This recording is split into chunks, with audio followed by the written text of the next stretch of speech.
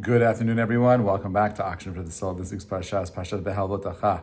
So, Parsha begins with God instructing Aaron that when he gets to the Mikdash, how to light the candles. Moshe לאמור, דבר אהרון ואמרת לה, בהעלותך את הנרות אל מול פני המנורה, יאירו שבעת הנרות. Your job, Aaron, when you go ahead and when you light the candles, and you place those wicks on the seven lamps, and all those wicks are pointing towards that central shaft in the on the menorah itself. That is what you got to do. Yaskin Aaron Elmul. Why is over here? Rashi points out that the reason why we're talking about over here, the reason why God is giving him this mitzvah over here, is because the Nisi'im we just read in the previous Parshiot all brought these korbanot, and he had nothing to bring. Rashi points out, "Lefish kishera Aharon chanukat hanesiim chalsha az da'ato." He became a little concerned over there, right? Shelo haya imahem b'chanukat. He wasn't part of that idea of creating a situation where he was able to dedicate something to the Mikdash. V'lo hu v'lo shivato, not him and not his tribe. Amar lo HaKadosh Baruch Hu, God said, gedola mishalhem. Your portion, your life over here is greater than theirs. Shata madlik umetiv et hanerot. You're here to go ahead and make this light greater. What you're doing is greater than what they have. Anyway, so Parsha is a kind of leaning in on this idea that each one of us has this power of focusing on what is not, like the idea that I was left out. That's one idea over there, that Aaron feels like he's left out. Hashem says there's no scenario where you're left out. Everything is done very carefully. Everything is organized in a way where everyone gets exactly what they need. You are going to go ahead. When you kindle, Beha'alotecha, the lamps, that's what you got to do. Beha'alotecha means to ignite the flame until it rises and sustains itself. That's what this is about. Aaron, recognize, forget about the destination. Your job is to rise. Your job is to be better. Your job is to do whatever you can to become the best version of yourself. And this is exactly what Rav Kook says. Rav Kook says that the seven lights in the menorah itself symbolize the individual path of chokhmah, of wisdom, but they must shine and face towards the center. What is the center? We believe Torah is that center. Tiferet over there is talking about living a life of excellence and greatness. That is a life of Torah at the center of everything that we do. You see this idea also even on Chanukah, that each of us carry a very beautiful spark, a light, a goal. Our goal is to go ahead and ignite it so that it turns into a torch that is able to not just be straight aligned with Torah and its values, because that's great, right? Obviously, we want you to go ahead and to be the best you, but ultimately it's to illuminate the world. I don't want to just go ahead and light a match for the sake of lighting a match. I want to go ahead and take it, fan it, and turn it into something that is able to bring light into a world of unfortunate darkness. Inner light isn't given.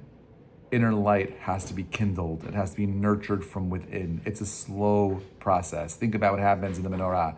You got to go there. You got to make the oil. You got to press the olives. You got to squeeze out the oil. You got to go ahead and make the wicks. You got to make the wicks into a wick. You got to find it, put it in. You got to light it. It's a whole process in developing over here. So therefore, the idea over here is that you have to nurture yourself from within. Turn the sparks. That's your ability to feel motivated, into something more, into a flame.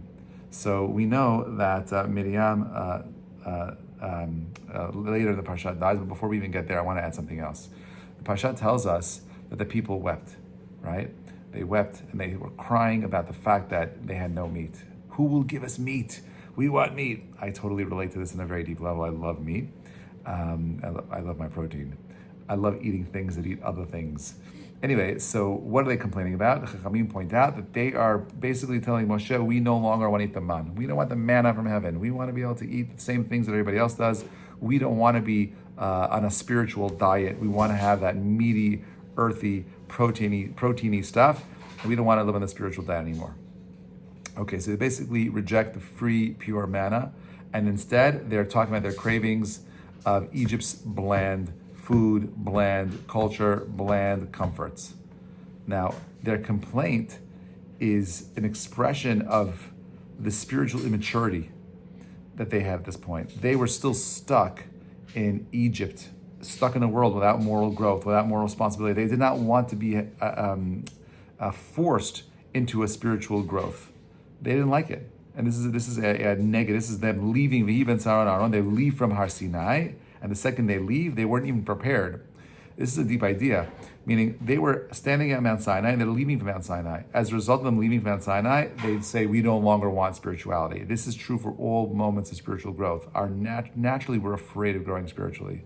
Naturally, we have a little bit of a fear of losing ourselves to this idea of growing and becoming something spiritually more. We're very comfortable being where we're at in life.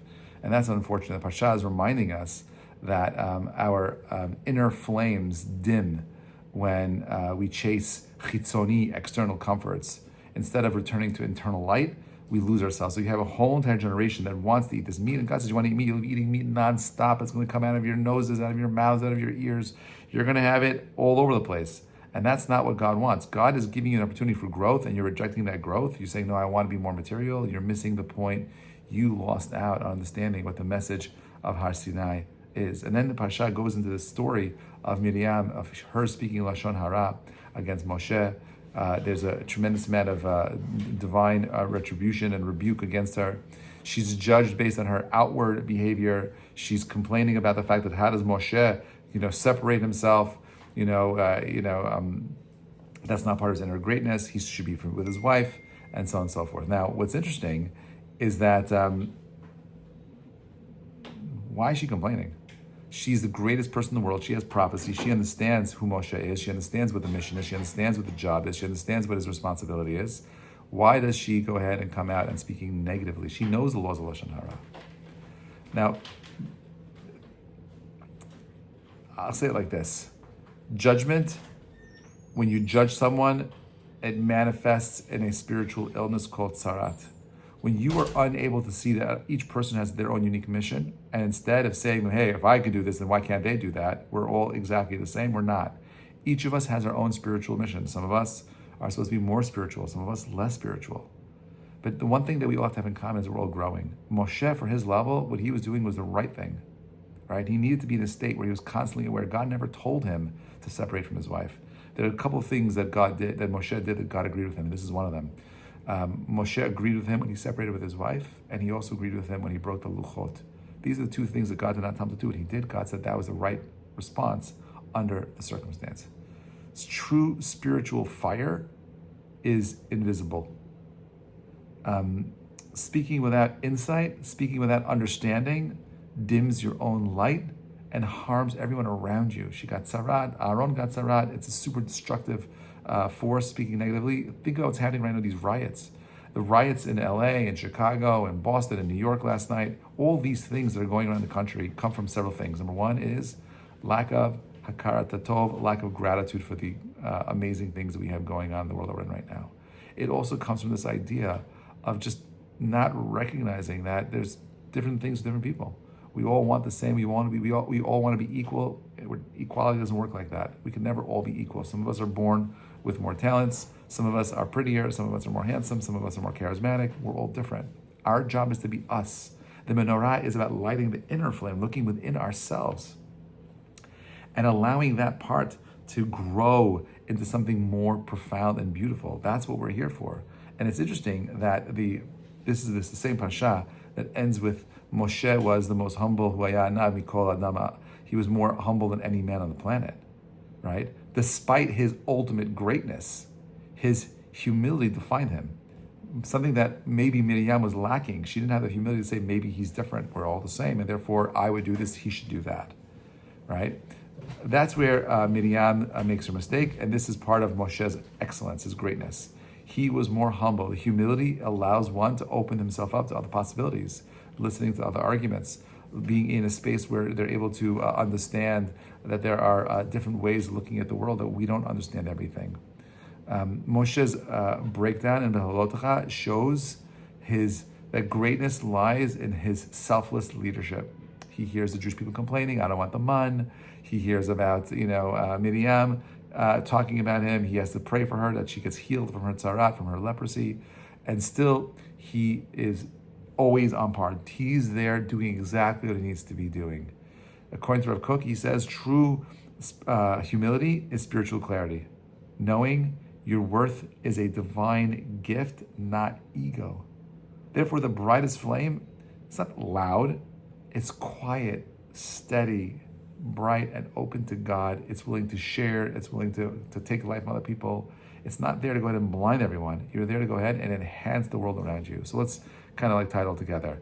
There's what I call there's 4 concepts that we spoke about. So you have the menorah, right, which is igniting your inner spark, seeing unity and purpose, growing, developing the self. There's mana, don't trade spiritual sustenance for temporary pleasure. There's lashon hara, there's guarding your speech, don't judge what you haven't seen. And the humility, which is the quiet strength, the self-awareness, to do whatever our divine role is. We're partnering with God to become something more. So, and then you see this idea of, menorah, mana, Miriam, and Moshe, right? Interesting, right? So you have menorah is your inner flame. Mana, be careful, don't lose sight of the spiritual goals. Don't lose yourself to physicality. Miriam, look inward before you speak outward. Moshe, he's the most powerful fire. The greatest flame comes from humble, quiet leadership, and ultimately deep down divine trust. Now, let me ask you this. What ignites your soul? What is it that you think allows you to shine greatest? How many times do we feel that, we make mistakes because we haven't been humble enough? Right? Real inner light comes from not being able to dim yourself, not speaking it appropriately, but creating a space where you're open to absorb. May God bless us with the ability to recognize our soul's inner flame is given to us, but it's up to us to ignite it. Let our spark grow into a torch fueled by hakarta tov, gratitude, guarded by humility, and illuminated through beautiful, kind speech, words that heal and not words that hurt. Wishing you all a Shabbat Shalom Baruch.